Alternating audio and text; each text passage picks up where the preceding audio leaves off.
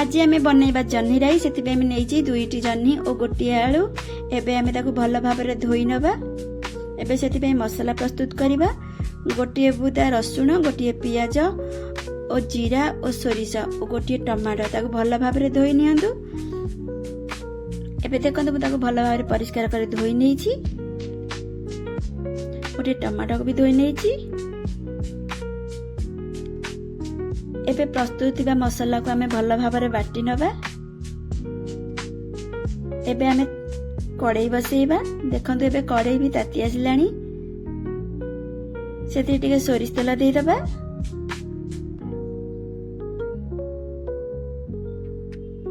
एबे देखंतु तेल भी ताती आसिलानी। एबे सेति रे कटा जाइतिबा छोट छोट जन्नी और आलू को पकेई दबा। सेति रे टिके लूण देई दबा आ टिके हळदी देई दबा। एबे ताको भल भाव फ्राए करबा। जन्नी जमी पानी मरिबो। एबे देखंतु जन्नी हमरा पानी मरी आसी। एबे ताको काढी नबा। एबे कड़ाई तातिलानी। एबे सेति आ टिके तेल देई दबा। एबे सेति गोटे टमाटो दबा।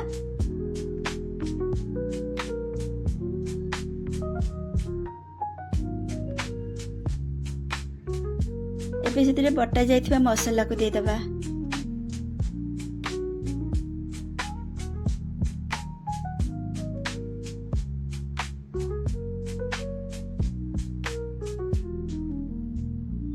एबे टमाटो टिके नाको हळदी पके दबा। टिके नाको लंका गुंडा दे दबा आ टिके नाको लूण दे दबा।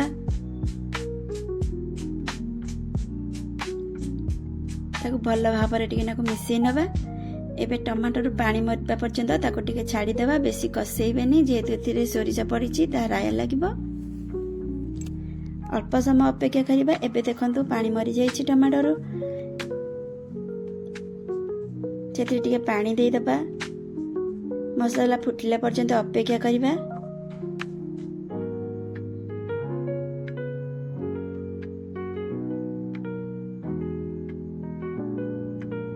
एबे देखंतु मसला हमर फुटी आसिलानी। एबे सेति फ्राई होइतिबा जन्नी को पकेई दबा।